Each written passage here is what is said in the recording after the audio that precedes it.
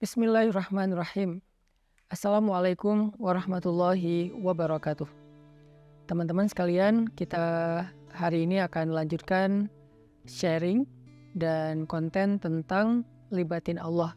Konten libatin Allah ini sebetulnya konten tentang ilmu akidah dan ma'rifatullah, ilmu tentang yakin kepada Allah dan bagaimana cara bersandar dan bergantung kepada Allah Subhanahu wa taala dengan lebih mengenal kebesaran Allah, baik sifat-sifat Allah, nama-nama Allah, kekuasaan Allah, dan seterusnya.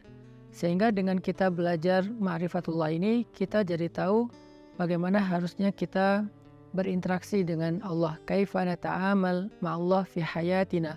Gimana cara kita melibatkan Allah dalam kehidupan kita sehari-hari. Kenapa penting sekali melibatkan Allah dalam kehidupan kita sehari-hari? Karena sesungguhnya manusia itu tidak bisa hidup hanya dengan mengandalkan dirinya. Orang kalau misalnya cuma mengandalkan dirinya, maka hidupnya akan banyak zalal. Zalal itu banyak trouble, banyak mentoknya. Karena kita ini dhaif, kita ini halu'ah, kita ini ajula, kita ini banyak keterbatasannya. Bahkan cenderungnya manusia itu rugi. Sebagaimana yang kita sering ulang-ulang ayatnya, innal insan lafi khusr. Manusia itu pada dasarnya banyak merugikan diri sendiri, kecuali kalau dia beriman kepada Allah, artinya dia bergantung kepada Allah, illal ladzina amanu, dan seterusnya. Makanya belajar melibatkan Allah itu sesuatu yang sangat darurat ya, sesuatu yang sangat penting dalam kehidupan kita. Kalau kita pengen ada keajaiban dalam hidup kita, atau pengen dikasih jalan keluar ketika kita mentok, atau kita pengen meraih hal-hal yang kita anggap mustahil. Kenapa? Karena kata mustahil itu hanya berlaku untuk kita, tidak berlaku untuk Allah, karena Allah ala kulli syai'in qadir. Banyak hal yang bagi kita itu jauh, tapi bagi Allah dekat. Bagi kita itu besar, tapi bagi Allah itu kecil. Bagi kita itu mahal, bagi Allah itu murah. Bagi kita itu tinggi, nggak terjangkau, bagi Allah itu rendah dan sangat mudah gitu. Bagi kita sulit, bagi Allah itu mudah. Jadi kalau kita hidup hanya dengan mengandalkan diri kita, banyak hal yang akan kita hadapi dengan hanya berkeluh kesah. Tapi kalau kita hidup dengan melibatkan Allah, justru kita akan menjadi orang yang optimis. Lalu ketika kita dapat masalah, kita sabar. Kalau kita dapat nikmat, kita syukur. Dan itulah hakikat dari kebaikan hidup seseorang. Antara sabar, syukur, karena kedua-duanya adalah khair. Kedua-duanya adalah kebaikan bagi dia. Pada episode kali ini saya akan mencoba untuk berbagi dengan teman-teman sebuah hikmah. Hikmah itu kalau dalam bahasa Arab kata para ulama artinya al-isabah fil qawli wal amal. Baik atau tepat dalam ucapan dan tepat dalam perbuatan. Jadi orang yang hakim, orang yang ahli hikmah itu ucapannya itu tepat. Jadi pas gitu, ucapannya itu mengena, ucapannya itu sesuai dengan kadarnya, tidak berlebihan, tidak juga kurang. Itulah orang yang hikmah atau hakim. Nah, di antara orang-orang yang hikmah itu nanti kita juga mengenal namanya Luqmanul Hakim. Di dalam Al-Quran ada suratnya, yaitu surat Luqman. Nah, ada banyak sekali hikmah yang disampaikan para ulama tentang bagaimana cara kita melibatkan Allah, dan hikmah ini pasti diambil dari Al-Quran dan hadis yang kemudian dibahasakan ulang dengan bahasa para ulama. Salah satu kitab yang saya suka banget yang isinya adalah kumpulan hikmah-hikmah, kumpulan kata-kata yang bijak dan penuh dengan kebaikan, itu adalah kitab Al-Hikam yang ditulis oleh seorang ulama besar dari Mesir yang bernama Ibnu Athaillah As-Sakandari. Nah, beliau menulis kitab hikam yang sangat terkenal. Salah satu di antara hikmah yang luar biasa tentang bagaimana cara kita melibatkan Allah itu, beliau mengatakan min alamatil i'timad 'alal amal nuqsanur raja 'inda wujudiz zalal. Salah satu di antara tanda-tanda orang terlalu bergantung kepada ikhtiar, bergantung kepada amalnya, bergantung kepada perbuatannya, bergantung kepada usaha dirinya adalah nuqsanur raja, berkurangnya harapan kepada Allah inda wujudiz zalal, ketika ada masalah dalam hidupnya. Maksudnya apa? Seringkali kita gini, kita tuh jadi kayak berani berharap yang baik-baik kepada Allah kalau apa yang kita harapkan itu masih logis. Jadi kita kayak tahu gitu gimana cara mengikhtiarkan hal itu. Kita tahu bagaimana cara mendapatkan hal itu, sehingga kita masih berharap pada Allah, ya Allah mudahkanlah saya. Misalnya kayak kita pede bisa dapat kerjaan, atau misalnya kita udah ngerasa bahwa insya Allah saya layak mendapatkan pekerjaan itu, sehingga kita mendaftar di sebuah perusahaan. Kita masih berharap pada Allah supaya Allah mudahkan urusan kita. Tapi ketika ternyata kita ditolak sana sini, kita ketuk setiap pintu-pintu di bumi, ternyata nolak kita sehingga kita nggak punya kerjaan, kita tiba-tiba jadi putus asa, jadi nggak berharap lagi, jadi nggak optimis, karena ngerasa kayaknya pintu-pintu bumi udah tertutup. Karena ngerasa kayaknya ikhtiar kita itu udah mentok, kayaknya udah nggak ada lagi perusahaan yang bisa kita hubungi gitu. Sehingga ketika pintu-pintu di bumi udah tertutup, kita jadi berkurang juga harapan kita kepada Allah. Padahal orang yang baik dalam melibatkan Allah dalam hidup itu justru di saat pintu-pintu di bumi tertutup, dia masih berharap kepada Allah. Di saat itulah Allah terlibat. Jadi jangan sampai ketika pintu bumi tertutup, manusia meninggalkan kita, jalan-jalan ikhtiar itu kayaknya udah mentok, kita jadi berprasangka buruk dan tidak lagi berani berharap yang baik-baik kepada Allah. Justru ketika keadaan kita lagi sulit, keadaan kita lagi mentok, pintu-pintu di bumi tertutup, manusia meninggalkan kita, justru saat itulah saat kita bisa melibatkan Allah seutuhnya, karena tidak tercampur dengan keyakinan kita kepada makhluk. Dan saat itulah saat yang paling ajaib, saat kita mentok. Maka harusnya ketika kita mentok, ketika kita merasa kayak nggak ada harapan di antara manusia atau di bumi, kita justru semakin besar harapannya kepada Allah Subhanahu wa Ta'ala. Dan itulah cara paling ajaib melibatkan Allah dalam urusan kita. Kayak masalah jodoh misalnya. Ada orang yang dia udah siap menikah, udah punya pekerjaan tetap, punya penghasilan yang baik, kemudian secara penampilan dia juga good looking, orangnya juga baik gitu. Terus dia suka sama seorang cewek. Datanglah dia untuk melamar cewek tersebut. Dan sepertinya cewek itu juga kayaknya perhatian sama dia, sehingga dia nggak tahu GR apa enggak, dia kayak berharap kayaknya nih udah waktunya nih saya serius dan melamar dia. Sebelum dia berangkat ke rumah calon istrinya, dia berdoa kepada Allah, ya Allah mudahkan urusan saya, ya Allah semoga saya bisa menjadi suami yang baik bagi dia, semoga lamaran saya diterima, bla bla bla. Dia berdoa kepada Allah, dia berharap pada Allah karena dia percaya bahwa ada jalan untuk mendapatkan yang dia inginkan. Lalu ketika yang terjadi justru sebaliknya, dia ditolak walaupun dengan cara baik-baik, atau bahkan mungkin dengan cara yang agak sedikit kasar. Perempuan itu menolak dia, atau calon mertuanya yang menolak, ayah dari perempuan itu yang menolak, atau mungkin ada banyak masalah lain yang terjadi sehingga nggak bisalah dia melamar perempuan itu. Apakah dia masih berharap kepada Allah? Kalau dia sudah tidak lagi berharap pada Allah, berarti selama ini dia sebetulnya lebih bergantung kepada ikhtiarnya, kepada usahanya daripada kepada Allah. Makanya tidak terjadi keajaiban. Bukan begitu cara melibatkan Allah.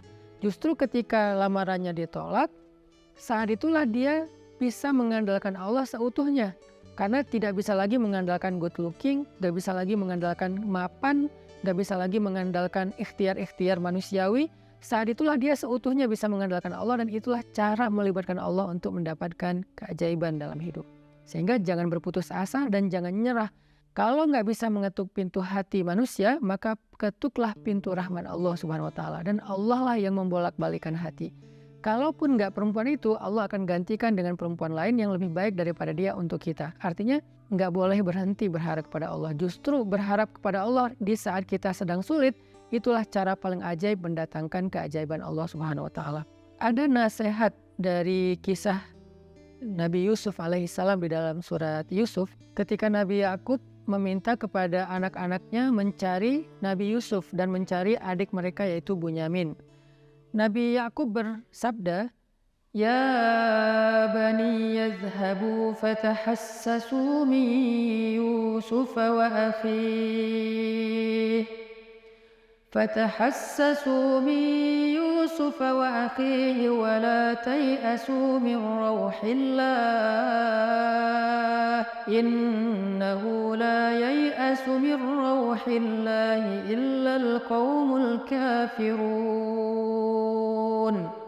Wahai anak-anakku, kata Nabi Yakub, pergilah dan carilah kabar tentang Yusuf dan saudaranya itu Bunyamin, dan janganlah kalian berputus asa dari rahmat Allah, dari pertolongan Allah, dari campur tangan Allah, dari keajaiban di sisi Allah. Sesungguhnya tidak ada yang berputus asa dari rahmat Allah kecuali orang-orang yang mengingkari kebesaran Allah, orang-orang yang tidak beriman. Jadi ciri di antara orang yang beriman itu tidak berputus asa. Dan kalimat putus asa ini tidak akan muncul kalau tidak ada zalal, tidak ada masalah, kalau nggak mentok. Nggak mungkin dong kita berputus asa sementara jalan masih terbuka lebar, segalanya masih normal, semuanya masih sesuai prediksi kita. Itu nggak ada alasan kita berputus asa. Justru alasan berputus asa itu ketika kita punya masalah, mentok, trouble, error, bla bla bla. Justru saat itulah kita rentan dengan putus asa. Nah, orang yang beriman di saat itu justru mereka bertambah yakin kepada Allah. Tidak menjadi orang yang yai'as, menjadi orang yang berputus asa atau yusi'udzon billah, mereka berburuk sangka kepada Allah. Wa tadhunnuna billahi dzunun, kalian berprasangka kepada Allah dengan prasangka yang tidak pantas. Kenapa? Karena orang beriman tidak pernah berhenti berharap kepada Allah yang baik-baik. Bahkan ketika ada masalah paling berat dalam hidupnya, saat itulah dia semakin berharap kepada Allah dan semakin bergantung kepada Allah. Dan saat itulah keajaiban Allah terjadi. Coba renungkan firman Allah di dalam surat An-Naml ayat 62. Bismillahirrahmanirrahim. Amman yujibul muttarra idza da'ah,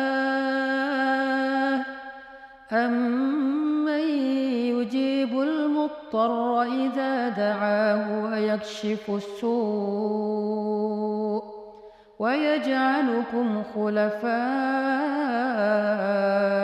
ardh أإله مع الله أإله مع الله قليلا ما تذكرون. Siapakah yang akan memperkenankan doa orang-orang yang sedang kesulitan jika dia berdoa kepada Allah dan kemudian menghilangkan keburukan dari mereka dan menjadikan kalian sebagai pemimpin-pemimpin di muka bumi? Apakah ada ilah yang patut disembah bersama dengan Allah? Qalilan ma tazakkarun, sedikit sekali apa yang kalian mengerti. Siapakah yang akan menjawab doa orang yang ketika muttar? Apa itu muttar? Muttar itu artinya orang yang sedang dalam kesulitan yang luar biasa. Muttar itu artinya orang yang sedang dalam kesusahan yang sangat besar. Muttar itu artinya orang yang udah mentok, itulah muttar. Maka amma yujibul muttar, siapa yang akan bisa menjawab panggilan orang yang sedang muttar, yang memanggil ya Allah, ya Allah, ya Nasir, ya Azim, ya Aziz, ya Rabbal Alamin, ya Rabbi. Siapa yang akan menjawab panggilan ketika ada yang memanggil dalam keadaan kesulitan ya Allah selain Allah Subhanahu wa Ta'ala? Hanya Allah yang bisa menjawab. Ketika manusia tidak bisa menjawab, orang tua nggak bisa menjawab, teman-teman nggak bisa menjawab, mereka nggak ngangkat telepon, nggak ngebalas WA, nggak ada yang mau membantu kita, nggak ada yang yujib.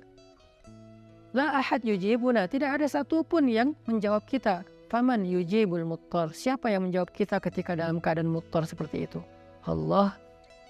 Maka di dalam ayat ini Allah ngasih kita nasihat, wahai hambaku, la tahzan kalau manusia tidak menjawabmu. La tahzan kalau manusia tidak memenuhi panggilanmu. La tahzan kalau manusia meninggalkanmu, mengabaikanmu. La tahzan kalau mereka berpaling dari kamu. Kenapa? Aku tidak akan pernah meninggalkanmu. Aku tidak akan pernah menyia-nyiakanmu. Wadduha wal laili idza saja ma wadda'aka rabbuka wa ma qala. Ma wadda'aka rabbuka wa ma qala. Tuhanmu tidak pernah meninggalkanmu dan tidak benci kepadamu, wahai hambaku, walaupun kamu pendosa sekalipun. Ada 3 kondisi di mana seseorang itu doanya tidak ada hijab dengan Allah. Salah satu di antara 3 kondisi itu adalah ketika orang ini terzolimi. Orang yang terzolimi, walaupun dia pendosa, walaupun dia ahli maksiat, walaupun dia orang yang selama ini jauh dari Allah, tapi ketika dia dalam keadaan terzolimi, dalam keadaan susah, dalam keadaan dianiaya, dia berdoa, doanya nggak ada hijab dengan Allah loh. Walaupun dia selama ini nggak pernah sholat, walaupun selama ini dia nggak puasa, walaupun selama ini dia nggak berhijab, walaupun selama ini dia nggak pernah buka Al-Quran, walaupun selama ini dia nggak pernah mengingat Allah, tapi dalam kondisi ketika dia muttar, terzolimi, susah, maka tidak ada hijab antara dia dengan Allah ketika dia berdoa. Kenapa? Itulah istimewanya keadaan ketika orang terzolimi atau muttar. Allah nggak ngelihat dia puasa atau enggak, Allah nggak ngelihat dia sholat apa enggak. Yang Allah lihat dia memanggil Allah atau enggak. Makanya hati-hati kata Nabi dengan doa orang yang terzolimi. Walaupun orang yang terzolimi ini ahli maksiat, kalau dia terzolimi lalu dia berdoa kepada Allah, doanya nggak ada hijab. Sehingga Allah berfirman, amma yujibul muttar, siapa yang menjawab orang-orang yang sedang susah ketika dia memanggil Allah, idza da'ah wa yakshifus su', lalu Allah menghilangkan kesusahan darinya. Bahkan Allah menjadikannya sebagai pemimpin, artinya Allah berikan kepada dia kemuliaan, kekuasaan, dan segala kebaikan-kebaikan dalam hidup. Siapa? Allah. Masih ingat nggak dengan kisah seorang laki-laki solih yang melakukan perjalanan, lalu di tengah jalan dia dirampok. Karena di zaman dulu itu kan banyak perampok atau begal di tengah jalan. Ketika dia dirampok, dia bilang kepada perampok itu, wahai rajul, wahai laki-laki, ambillah apa yang kalian inginkan, biarkan aku kembali kepada keluargaku, kepada anak dan istriku, mereka menungguku. Kata perampok ini, adapun harta-harta ini sudah pasti bisa kami ambil, tetapi berikutnya yang kami inginkan adalah membunuhmu. Kamu tidak akan bisa melanjutkan perjalanan. Maka laki-laki ini pas tahu bahwa dia nggak punya harapan untuk meloloskan diri, dia udah dipegang sama mereka, tinggal dipenggal, dia bilang, kalau begitu beri saya waktu sebentar saja untuk sholat 2 rakaat, setelah itu lakukan apa yang kalian inginkan. Karena bagi para pembunuh 2 rakaat sholat itu nggak lama dan bukan sesuatu juga yang berat, ya kata mereka, ya udah sholat aja 2 rakaat, tapi aksir, sholatnya pendek-pendek aja, nggak usah panjang-panjang. Akhirnya dia pun sholat 2 rakaat. Ketika dia sholat 2 rakaat, dia bingung, habis baca Al-Fatihah dia baca ayat apa lagi. Yang terlintas di dalam pikirannya cuma ayat ini. Kebenaran dia hafiz Al-Quran, walaupun dia hafal 30 juz, dia nggak tahu mau baca surat apa setelah Al-Fatihah. Kecuali surat inilah yang terlintas di dalam benaknya, sehingga dia baca setelah Al-Fatihah dengan suara lirih berbisik, amma yujibul muttar idza da'ah wa yakshifus su', dan seterusnya. Kemudian setelah dia membaca ayat ini, dia ruku, dia sujud. Ketika dia rakaat kedua juga dia membaca ayat yang sama, karena dia nggak ingat ayat yang lain. Ketika dia sujud terakhir, dia mendengar suara ada orang mengendarai kuda datang ke arah mereka. Tiba-tiba suara teriakan orang yang sedang dipukul. Lalu setelah itu kuda itu menjauh pergi, dan ketika dia bangkit dari sujudnya, dia tahiyat, dia salam. Selesai dia salam ke kiri, dia ngelihat para perampok-perampok itu dalam keadaan telah terkapar dan dalam keadaan tidak bernyawa. Kemudian setelah itu dia bertanya kepada laki-laki yang mengendarai kuda, ya fulan, man ant? Siapa kamu? Siapa kamu? Orang itu menjawab, aku adalah utusan dari Zat yang mendengar dan menjawab panggilan orang yang memanggilnya. Aku adalah utusan Zat yang menjawab orang yang memanggilnya, yang menjawab siapa yang dalam keadaan susah yang memanggil dia, yaitu utusan Allah Subhanahu wa taala. Akhirnya orang ini pun selamat dan membawa hartanya kembali ke kampungnya. Ini salah satu contoh kisah yang sangat terkenal di antara kisah-kisah para ulama. Bagaimana ketika kita mentok, ketika kita nggak punya jalan ikhtiar, ternyata justru saat itulah saat terbaik kita berharap pada Allah, saat terbaik kita berbaik sangka kepada Allah, saat terbaik kita melibatkan Allah dengan husnuzon dan roja, dan saat itulah saat terbaik untuk mendapatkan keajaiban dalam hidup kita. Yang terakhir, kisah 3 orang yang terkurung di dalam gua. Mereka sedang melakukan perjalanan, terjadi badai, akhirnya mereka berlindung di dalam gua. Ini terkenal juga kisahnya dengan riwayat hadis yang sahih. Ketika mereka terkurung di dalam gua, tiba-tiba batu gua itu menutup gua karena terjadi kayak longsor, batunya menutup mulut gua. Dalam keadaan seperti itu mereka takut kehabisan udara dan mereka nggak bisa makan dan seterusnya, mereka terjebak.